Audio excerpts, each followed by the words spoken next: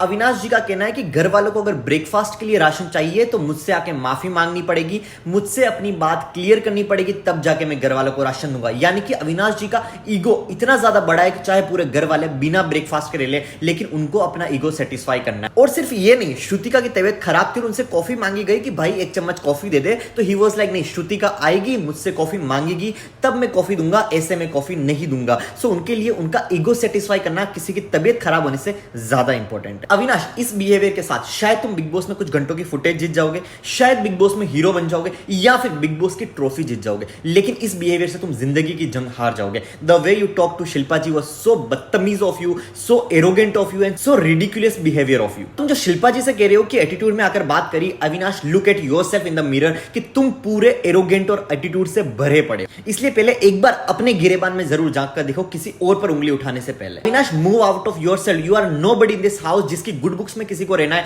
शायद तुम जिंदगी में अच्छे लोगों से मिले नहीं हो, क्योंकि लोग अच्छे होते हैं ना। Just for your information, you are nobody to certified somebody that he is a real or fake. You are nobody. And I felt so bad for Shilpa ji and Avinash, जो तुमने जिस तरीके से बिहेव किया ना, इट शोज कि where you are coming from. And Shilpa ji, do not worry, क्योंकि इसमें आपका लॉस नहीं। Somebody is not getting you, somebody is not understanding you, it's not your loss, it's there loss. Shrutika was so right जब उन्होंने अविनाश से कहा कि अविनाश, अगर तुम्हें रेस्पेक्ट चाहिए तो पहले रेस्पेक्ट देना सीखो। अगर अविनाश इतना ही महान था और उसको सिर्फ अपनी बात क्लियर करनी थी कि जो उसको बोला गया वो गलत था, तो करण उसके पास बात करने के लिए आया, उसने खुद ने बात नहीं करी। और रजत वाली बात थी तो रजत ने कैमरे में बोल के पूरी बात क्लियर कर दी कि उसने जो बोला उसके पीछे क्या इंटेंशन था, क्या मीनिंग था और किस कॉन्टेक्स्ट में उसने वो चीज बोली। और उसकी दोस्त ईशा और एलिस के सामने ये चीज बोली गई। वो अपनी दोस्तों को विश्वास करता है, उन पर भरोसा करता है, तो उसको वो बात वहीं खत्म कर देनी चाहिए। लेकिन it was not about the वो पॉइंट क्लियर करना, it was about only Avinash का ईगो सेटिस्फेक्शन। करण ने फाइनली प्रूव कर दिया कि इस गेम का असली बाप मैं हूं। और अगर तुम्हें ईगो की बात है तो मैं तुम्हें बताता हूं असली ईगो क्या होता है। जब आरफिन खान जी करण के पास बात लेकर आए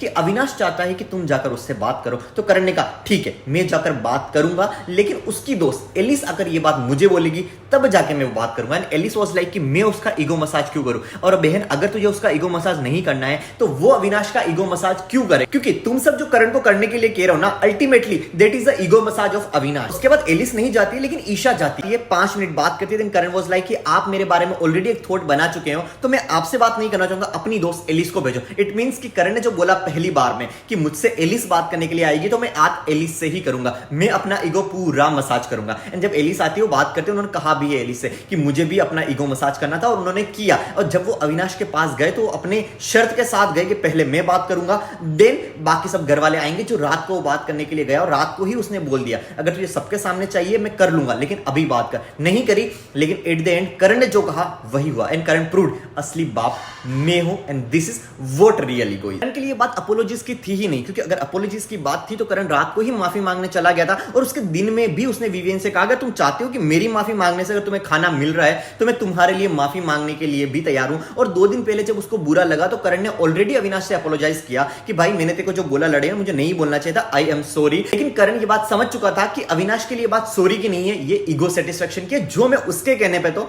नहीं करूंगा। तुमने जैसे चाहत को हैंडल किया was absolutely wrong. You are nobody to stop somebody cooking and eating the food. अगर आपको नहीं खाना इट इज योर चॉइस, लेकिन अगर किसी को खाना इट्स देयर चॉइस। आप किसी को खाना खाने से और बनाने से नहीं रोक सकते। And the way you did the main handle was absolutely wrong and सारा वाज आल्सो एब्सोल्युटली रॉन्ग। वो उसको प्रोटेक्ट नहीं कर रही थी, she was also doing main handling which is wrong. अभी अविनाश चाहत को जो पंप अप कर रहा है ना, इसलिए नहीं कर रहा है कि चाहत उसकी दोस्त है, वो पंप अप सिर्फ इसलिए कर रहा है क्योंकि चाहत घर वालों के अगेंस्ट जा रही है और अविनाश अपना ईगो सेटिस्फाई कर रहा है उसके पीछे। चाहत जब शिल्पा जी के पास गई कि आपने मेरा सपोर्ट क्यों नहीं किया, वो जब इस तरीके से मेरे साथ बिहेव कर रहे थे, तो भाई शिल्पा जी ने कभी क्लेम नहीं किया कि मैं इस घर की लीडर हूं या फिर इस घर की कैप्टन हूं। वो इस घर की कंटेस्टेंट है, उनको जहां सही लगेगा वो बोलेगी। उन्होंने कहा कि जब मेरी लड़ाई हो रही थी तो आप कहां थी, आप तो नहीं आई मेरा सपोर्ट करने के लिए। तो चाहत बोलती वो आपका पर्सनल था, तो चाहत ऐसे तो ये भी आपका पर्सनल था। Rajat is the most irritating double ढोलकी एंड थाली का बेंगन ऑफ दिस सीजन, जिसका खुद का कोई जमीन नहीं है, खुद का कोई पॉइंट ऑफ व्यू नहीं है। थोड़ी देर पहले वो करण को बोल रहा था चल के अपन सॉर्ट आउट करते हैं, और जब करण सॉर्ट आउट करने गया तो ही वाज लाइक मैं कभी सॉरी नहीं बोला। भाई तू ही था जो करण को बोल रहा था कि चल सॉरी बोलते हैं। विवियन और रजत की आर्ग्यूमेंट में रजत वाज लाइक कि बीच में मुझे भोंकना है, दैट्स व्हाई वो भोंकने के लिए आ गया, क्योंकि विवियन को जेनेरिक स्टेटमेंट दे रहा था, उसने किसी को टारगेट नहीं किया, वो बहुत जेन्युइन बात कर रहा था। लेकिन रजत वाज लाइक कि नहीं मैं हीरो हूं, आप किसी को टारगेट नहीं कर सकते, मैं ऐसा कर दूंगा, मैं वैसा कर दूंगा, थोता चना बाजेगा ना, जिसके अंदर जी में डी नहीं है वो कर कुछ भी नहीं सकता। चाहत ने प्रूव कर दिया कि रजत को सिर्फ चाहत हैंडल कर सकती है। जब रजत ने कहा कि 3 महीने पड़े हैं तो चाहत ने कहा कि 3 महीने तुम टिकने नहीं वाले हो। Was the best moment of this episode. Hema ji इसकी जरूरत नहीं थी, आप नहीं दिख रही थी ठीक है, लेकिन ये सब करने की क्या जरूरत थी। और अविनाश ने आपको नाचने के लिए नहीं बोला।